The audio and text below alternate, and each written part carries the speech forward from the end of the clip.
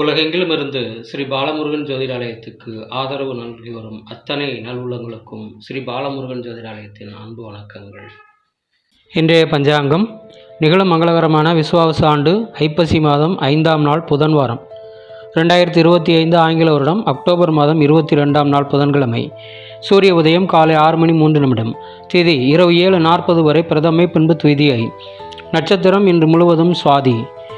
யோகம் அதிகாலை 3:42 வரை விஷ்கம்பம், பின்பு பிரீத்தி.